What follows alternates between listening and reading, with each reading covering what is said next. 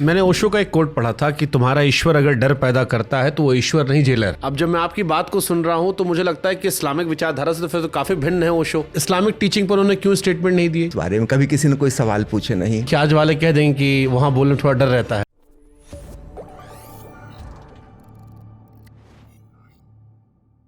मैंने ओशो का एक कोट पढ़ा था कि तुम्हारा ईश्वर अगर डर पैदा करता है तो वो ईश्वर नहीं जेलर है। बिल्कुल। फिर मैंने इस्लाम पर एक पॉडकास्ट किया था। अब जब मैं आपकी बात को सुन रहा हूं तो मुझे लगता है कि इस्लामिक विचारधारा से तो फिर तो काफी भिन्न है ओशो। बिल्कुल भिन्न है। मुझे लगता है जितने धर्मों की हमने बात की उसमें सबसे ज्यादा दूर वो इस्लाम धर्म से है, क्योंकि वहां पर उन्होंने इस्लाम धर्म पे कभी कोई कमेंट किया नहीं है ना, तो उस बारे में कभी किसी ने कोई सवाल पूछे नहीं। एक आध दो जगह कहीं पूछे हैं। इस कुरान की जो पहली आयत है उसको उन्होंने समझाया है। हाँ, सूफी संतों के ऊपर बहुत प्रवचन मालाएं दी हैं। तो ये इस्लाम से वो इस्लामिक टीचिंग पर उन्होंने क्यों स्टेटमेंट नहीं दिए? जैसे क्रिश्चियनिटी पर वो गए, बाकी सारे धर्मों पर गए, चाइना में भी उन्होंने एक व्यक्ति को पढ़ा समझा, जीवन दर्शन दिया, हिंदुज्म में गए वो कृष्ण जी पर, इस्लाम में क्यों नहीं गए? कोई आया ही नहीं था इस प्रकार के लोग। यदा कदा कोई मुसलमान उनके पास आया, यदा अब कदा। देखिए आज वाले कह देंगे कि वहां बोलने थोड़ा डर रहता है। नहीं, डर नहीं, कोई उनके पास आया नहीं। तो जिसने सवाल उठाया, मान लीजिए मैंने कहा कि कृष्ण मेरी स्मृति में उन्होंने भाषण दिए, लंबी प्रवचन माला चली 3 हफ्ते तक, तो जितने लोग इकट्ठे थे वो हिंदू थे। तो वही जो सामने बैठे वो जो सवाल पूछेंगे उसके उत्तर तो देंगे, है ना। वो हिंदू क्यों सवाल पूछेंगे कुरान के बारे में? ओशो जी तो है नहीं, हम और आप उनकी विचारधारा से समझने की कोशिश कर रहे हैं। तो जब ये लाइन जो मैं कह रहा हूं कि अगर तुम्हारा ईश्वर डर पैदा करता है, क्योंकि इस्लामिक टीचिंग में आपको 5 बार नमाज पढ़नी होगी, आप ऐसा करेंगे, ये लिखा है, आपको इसका पालन करना पड़ेगा। ओशो इस आइडियोलॉजी के खिलाफ तो मुझे समझ में आते हैं कि इस तरह की सोच के वो बिल्कुल विपरीत रहे हैं। उनका कहना है किसी कर्मकांड के द्वारा परमात्मा को नहीं पाया जा सकता। याद रखिए, परमात्मा को इनकार नहीं कर रहे हैं, लेकिन हमारी कर्मकांडों से कि हम ऐसा ऐसा करेंगे तो मजबूर हो जाएगा, उसको मिलना पड़ेगा, ये तो एक प्रकार की उसकी भी मजबूरी हो गई। मतलब ईश्वर भी बंधन में है कि हम 5 बार झुक गए कि हमने ये कर्मकांड कर लिया, कि मंदिर की परिक्रमा कर ली, कि पूजा पाठ कर लिया, 5000 बार राम राम राम जप लिया, अब राम को आना पड़ेगा। मतलब राम भी बंधन में है, वो भी एक नियम से बंधे हुए हैं। नहीं, परमात्मा का अर्थ है परम स्वतंत्रता, द अल्टीमेट फ्रीडम। तो उसको पाने के लिए कोई भी चीज़ काम की नहीं होगी। यहाँ ओशो की दृष्टि बहुत अलग है। सभी धर्मों के क्रियाकांडों के खिलाफ है, सिर्फ इस्लाम के नहीं, सब धर्मों के क्रियाकांडों के खिलाफ है। कबीर ने क्या किया था जिससे उनको परमात्मा मिल गया? क्या किया था? ऐसा तो कुछ नहीं किया था, बस मिल गया। गुरु नानक ने क्या किया था?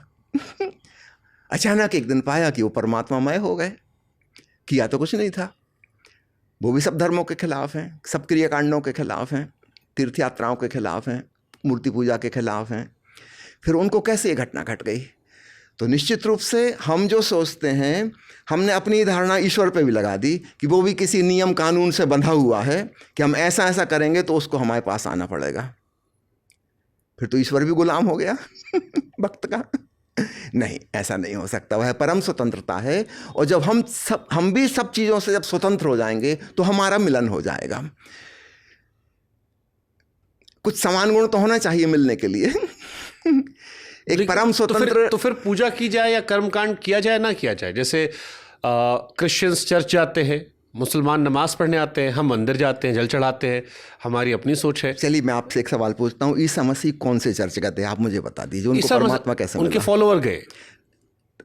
मुझे ये बताइए, ईसा मसीह किस चर्च में गए थे? उस जमाने में चर्च होते ही नहीं थे। हाँ। उस समय कोई पादरी था ही नहीं, और उस समय कोई ईसाई धर्म भी नहीं था।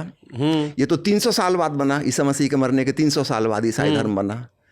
तो ईसा मसीह ने तो खुद ही ईसाई धर्म का पालन नहीं किया। तो उनको तो परमात्मा मिल गया। और आज तक का इतिहास गवाह है, ईसाई धर्म को जो पालन कर रहे हैं किसी को नहीं मिला। तो अब मुझे और कुछ कहने की जरूरत है क्या? तो फिर क्या करें? मैं अब ओशो के विचार समझना चाहता हूं। अगेन हम वही सोचते हैं करने की भाषा में। यहाँ पे मैं आपको, तो अगर मान लीजिए मैं किसी ईश्वर पर विश्वास रखता हूं, मुझे जरूरत नहीं मंदिर जाने की, जैसे ओशो पे कोई विश्वास रखता है। नहीं, ओशो पे विश्वास क्यों करें? मैं एक बात कह रहा हूँ Why? कि वो उनको पढ़ रहा है, समझ रहा है, जान रहा है। समझ कहिए, विश्वास वर्ड यूज नहीं करिए। हाँ।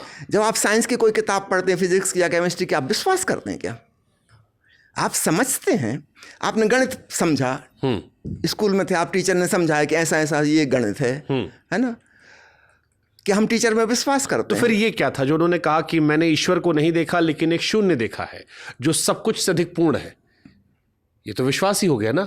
तो वो विश्वास करने की नहीं कह रहे, वो अपना एक्सपीरियंस बता रहे हैं कि मैंने परम शून्य को, महाशून्य को जाना जो परिपूर्ण है। The zero experience filled with everything, it is nothingness and filled with everythingness, है ना। शून्यता में पूर्णता को मैंने जाना, ये अपने एक्सपीरियंस कह रहे हैं, पर ये नहीं कह रहे कि आप मानो। हाँ, वो विधि बता रहे हैं कि किस विधि आप इसको जान सकते हो। आप भी शून्य हो जाओ। और शून्य होने की विधि क्या है? जो खोपड़ी में विचार भरें, विचार शून्य हो जाओ, बी थॉटलेस। तो क्या ये सिर्फ कल्पना हमारी कि हम ये मानते हैं कि भगवान को हमने याद किया, मंदिर गए, पूजा पाठ किया, या नमाज पढ़ी, या चर्च गए और ईश्वर ने हमारे दुखों को हर लिया?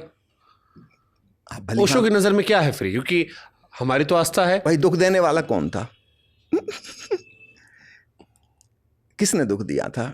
देखिए, यहाँ पे भगवान बुद्ध और भगवान महावीर की फिलॉसफी बिल्कुल अलग हो जाती है। वे कहते हैं तुम अपने दुखों के स्वयं जिम्मेवार हो। ये भी सच बात है। हमारा नजरिया या सोच होता है, अभावग्रस्त हमारी कई बार स्थिति ऐसी होती है। हाँ, तो बुद्ध और महावीर की बात लॉजिकल है, और इससे हमको एक रिस्पॉन्सिबिलिटी भी मिलती है और फ्रीडम भी मिलती है। अगर मैं अपने नज़रिए की वजह से दुखी हूँ तो मैं अपना नज़रिया चेंज कर सकता हूँ, तो मेरा दुख सुख में हो जाएगा, बदल जाएगा। कई बार नज़रिए के अलावा भी दुख होते हैं, जैसे मान लीजिए कभी किसी की तबीयत खराब हो गई। अब तो विज्ञान भी कहता है, डॉक्टर्स भी कहते हैं कि कई बार चमत्कार की आवश्यकता होती है, और कई बार चमत्कार होते भी हैं जहाँ पर डॉक्टर हाथ खड़े कर लिए, फिर वो कहते हैं अरे ये अचंभित, ये कैसे चीज़ें बेहतर हो गई। तो वहाँ तो लोग आस्था को मानते हैं। या कई बार मैं भी डॉक्टर हूँ, है ना। प्लीज इस बात को खूब अच्छे से समझ लीजिए, चमत्कार जैसी कोई चीज़ नहीं होती। चमत्कार का क्या मतलब होता है? Effect without any cause. Science का क्या मतलब होता है? Following the cause and effect rule. कार्य कारण का एक सिद्धांत है ना। हम पानी इतना गर्म करेंगे, इतने टेम्परेचर, इतने प्रेशर पर, वहाँ जाके वो भाप बनेगा। एक नियम है, इस नियम का कोई अपवाद नहीं हो सकता, है ना। काज एंड इफेक्ट रूल, पूरी साइंस इसी पे खड़ी है। और हम देखते हैं 300 साल में साइंस ने कितनी प्रगति की, क्योंकि काज एंड इफेक्ट को फॉलो करती है। जो चमत्कार की बात कर रहे हैं वो कह रहे हैं कि effect can be produced without any cause, है ना, कि हम पानी को गर्म नहीं करेंगे और बस वो भाप बन जाएगा। ऐसा नहीं हो सकता, आज तक कभी नहीं हुआ, है ना। सब बकवास है। इस प्रकार के किस्से कहानियाँ लोग फैलाते रहते हैं अपनी बात से प्रभावित करने के लिए, लोगों को अंधविश्वासी बनाने के लिए, उनका शोषण करने के लिए। पर जो कहते हैं कि विज्ञान के आगे भी एक जहान है जिसको अभी भी हम डिस्कवर कर रहे हैं, धीरे धीरे निश्चित रूप से जहान तो है, डिस्कवर कर रहे हैं। So it is a mystery। तो कुछ तो होगा जिससे हम अनजान है, सब कुछ नहीं समझ पा रहे। जैसे मैंने कब कहा कि हम सब कुछ समझ गए? जैसे उन्होंने अगर आपकी बात मानो कि बुद्ध जी को महसूस किया, वो आंखों से दिखाई नहीं पड़े, उनका कोई सबूत तो है नहीं, पर वो एक एहसास था जिन्होंने महसूस किया। अगर मैं उन बातों को सत्य मानूं, तो ऐसे ही अगर मानने के लिए ईश्वर मेरा दुख कर रहे हैं, मानने के लिए नहीं कह रहे हैं। देखिए, आपको किसी से प्रेम हो गया, ठीक है, आप उसके बिल्कुल दीवाने हो गए, और आप अपना अनुभव एक्सप्रेस कर रहे हैं। आपने गीत लिखा, कविता लिखी अपना प्रेम जाहिर करने के लिए, और हम कहेंगे ठीक है, आपका पोस्टमार्टम करके देखते हैं हृदय में कहाँ है प्रेम। आप बहुत दिल की बातें करते रहते हैं, पोस्टमार्टम में तो प्रेम नहीं निकलेगा। हार्ट मिल जाएगा, 4 चैम्बर मिल जाएंगे, प्रेम भर नहीं मिलेगा। तो जो सूक्ष्म अनुभव हैं उनका कोई ठोस प्रमाण तो नहीं होता। मेरे अंदर विवेक है, मेरे अंदर अवेयरनेस है, कॉन्शियसनेस है, आपके भीतर भी आप जानते हो कि है। मन है, आप जानते हो। क्या किसी फिजिक्स वाले के आगे, कि केमिस्ट्री वाले के आगे आप अपने मन को सिद्ध कर सकते हो कि मन है? नहीं। यद्यपि वह जो वैज्ञानिक है वह भी मन का उपयोग करके वैज्ञानिक बना है, वह भी जानता है कि मन है, लेकिन उसको प्रमाणित नहीं कर सकता, है ना।